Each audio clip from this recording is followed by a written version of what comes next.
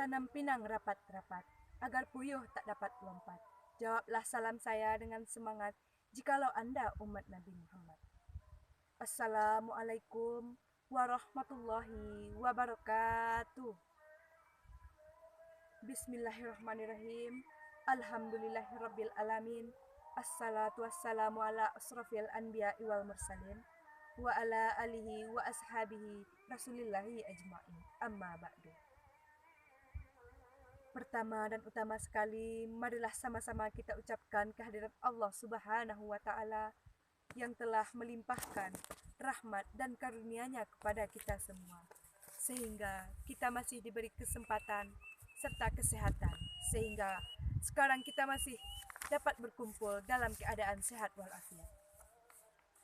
Selanjutnya, selawat berangkaikan salam tetap tercurahkan kepada Nabi besar kita, Nabi Muhammad SAW, yang telah membawa misi ajaran agama Islam sampai ke penjuru pelosok dunia, sehingga sekarang kita masih di bawah naungan Islam.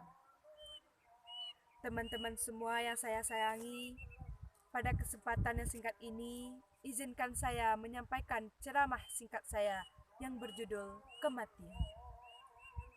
Baiklah, saya di sini akan sedikit menjelaskan tentang firman Allah dalam Quran surat Ali Imran ayat 3 yang artinya, tiap-tiap yang berjiwa akan merasakan mati, dan sesungguhnya pada hari kiamat sajalah disempurnakannya pahalamu. Barang siapa dijauhkan dari neraka dan dimasukkan ke dalam syurga, maka ia termasuk orang yang beruntung. Dari ayat tersebut dijelaskan jika kematian itu pasti akan datang. Tinggal kita hanya menunggu kapan ajal kita akan datang. Kita sekarang di dalam dunia ini masih dalam dunia yang kehidupan yang fana, dan semua itu tidak kekal. Hanya kehidupan setelah mati dan akhiratlah kehidupan yang abadi. 3. Jika amalan kebaikan kita berat, maka kita akan dimasukkan ke dalam surga. Tetapi jika amal keburukan kita lebih berat, maka kita akan dimasukkan ke dalam neraka. Maka beruntunglah ketika kita di dunia ini lebih berat dalam melakukan kebaikan. Tidak ada keberuntungan yang lebih besar daripada surga. Tapi terkadang hal itu tersebut kita tidak sadar. Manusia lebih terhipnotis pada kenikmatan dunia seperti harta, tahta, dan wanita. Semua yang ada di dunia ini hanyalah fana, hanyalah kesenangan yang semu. Ambillah keteladanan dari kematian Khalifah Umar bin Khattab radhiyallahu anhu. Ia ditikam oleh Abu Lu'lu'ah saat sedang mengimami sholat subuh.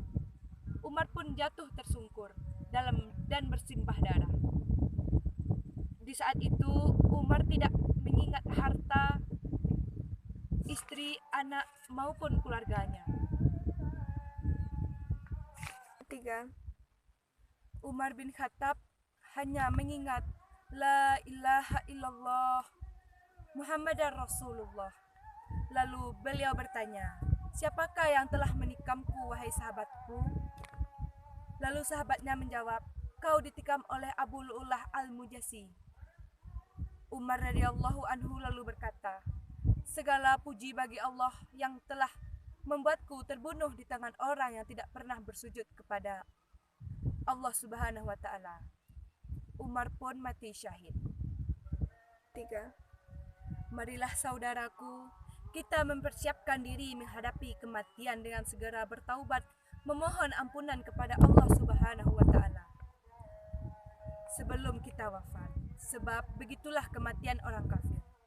Suatu bentuk kematian yang diwarnai dengan sungguh terlambat. Kematian itu hanya milik Allah. Manusia, hewan, tumbuhan, termasuk bangsa malaikat dan setan, semuanya akan merasakan apa yang namanya kematian. Kematian pula yang membuat hubungan keluarga yang dicintai dan yang mencintai terpisahkan.